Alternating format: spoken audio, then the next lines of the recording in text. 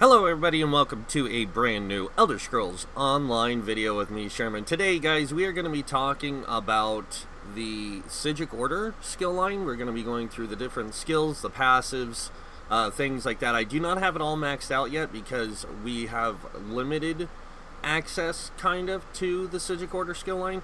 It's not completely limited, but it is limited enough that we have to work through it. So I've only worked up to level 2 of the Psijic Order. I haven't learned every process of how we can level the Psijic Order either, except for doing this one quest out of the Psijic Order, which I'll get to in a minute. But here's the Psijic Order skills themselves. Here's the ultimate, Undo.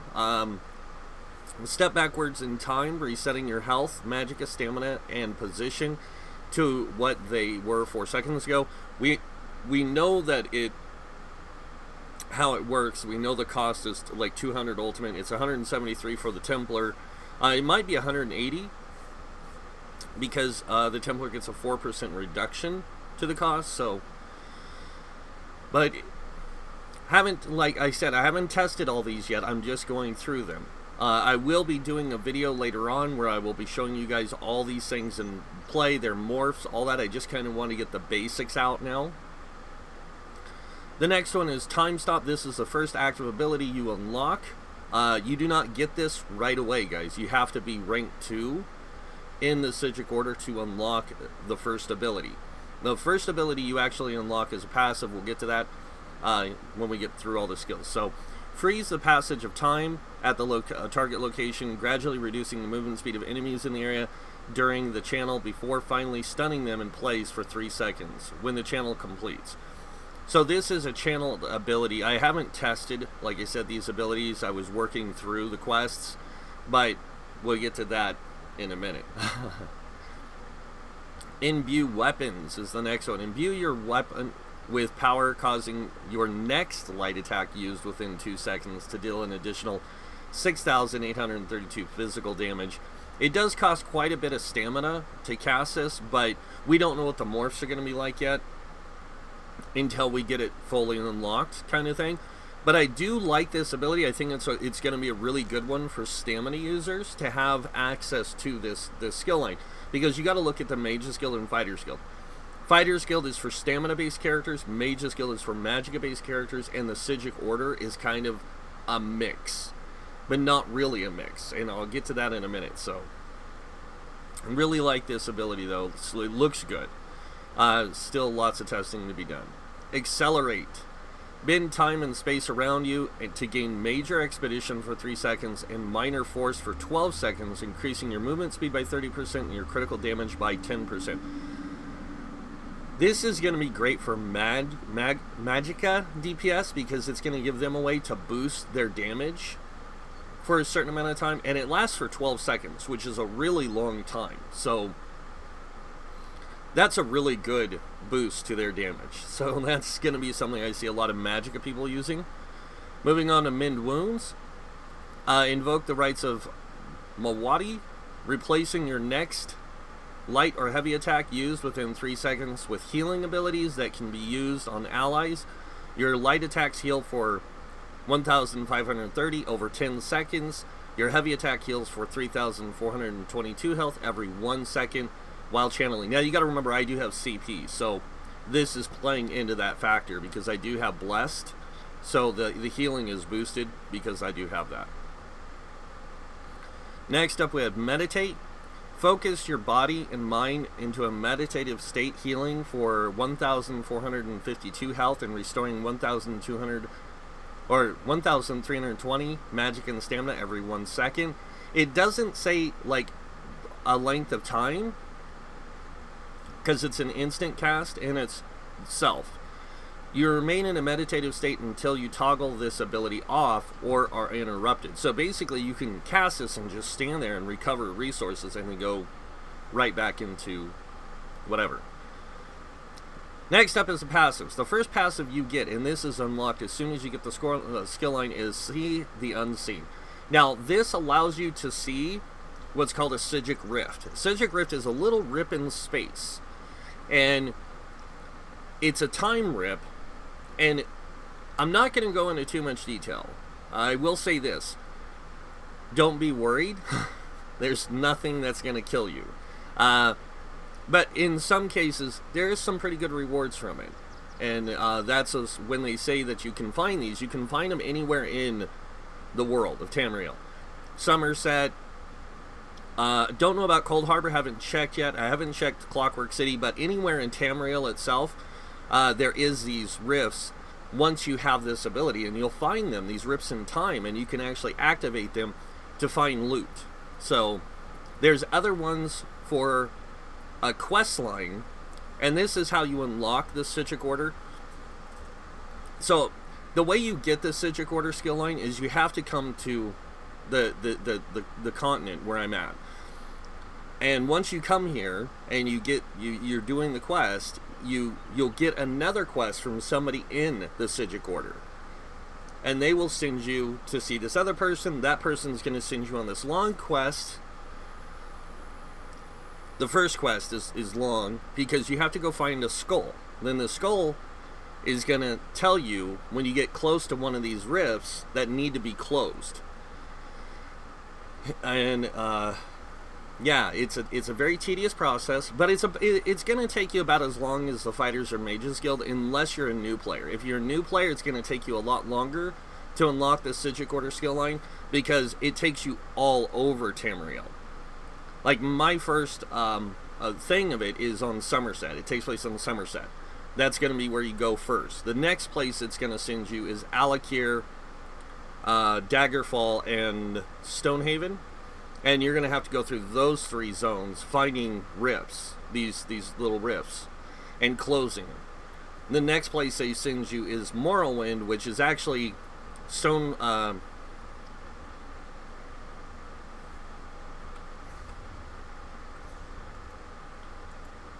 it's going to be... I can't remember these. Stone Falls, the Rift, and East March is the next area it sends you to close these rifts. And then I have a feeling the next one is going to be over here in Ardon, maybe Greenshade and Grotwood. There's no real telling where it's going to send you next, because I haven't, like I said, I haven't gotten that far.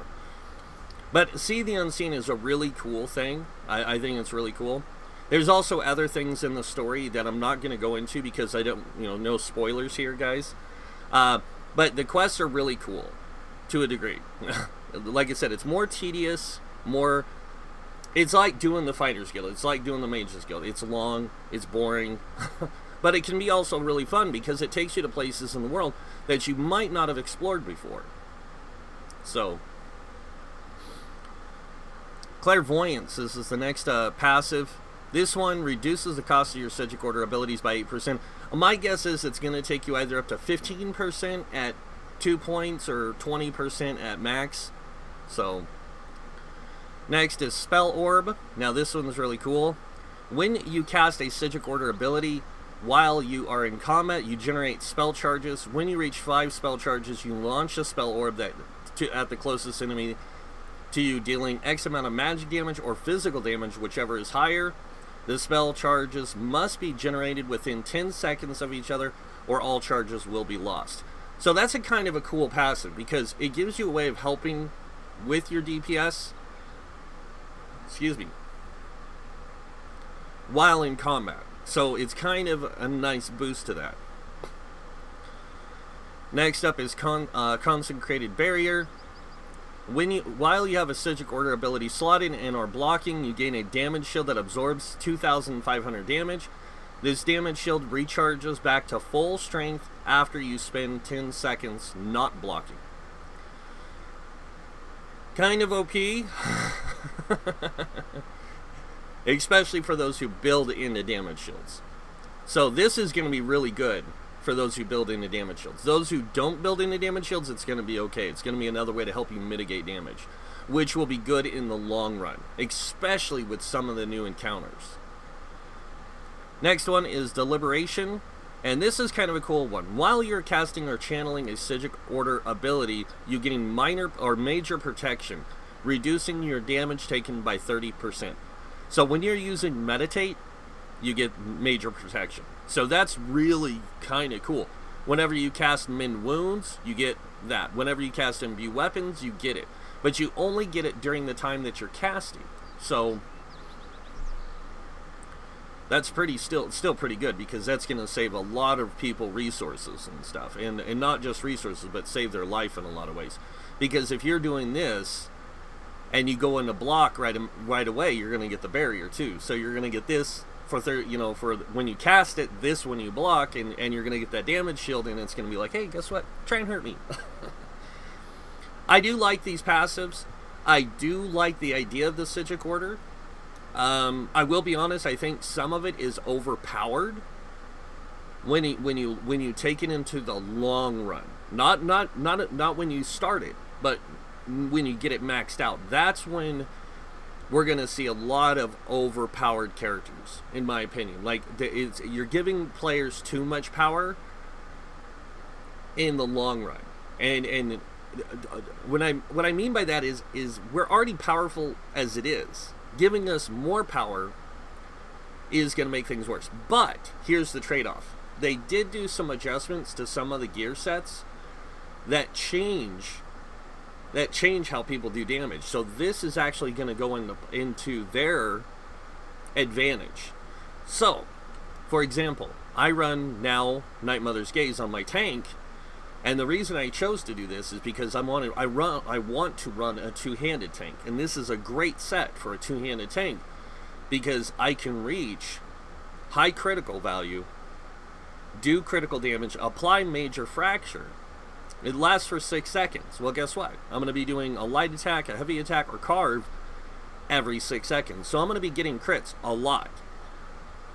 And it's going to keep up that major fracture on my enemies. But it's also going to let me do the damage, not a lot of damage, but it's going to help me do what I need to do to tank and keep that major fracture applied.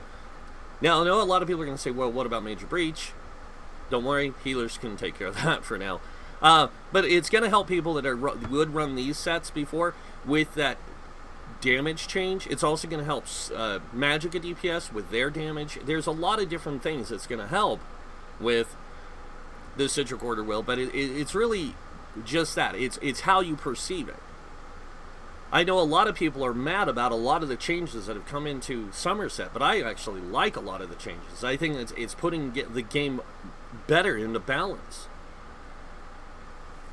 But we'll have to see. There's still a lot of testing to do, guys. And you please understand, like, this stuff here is still subject to change to some degree.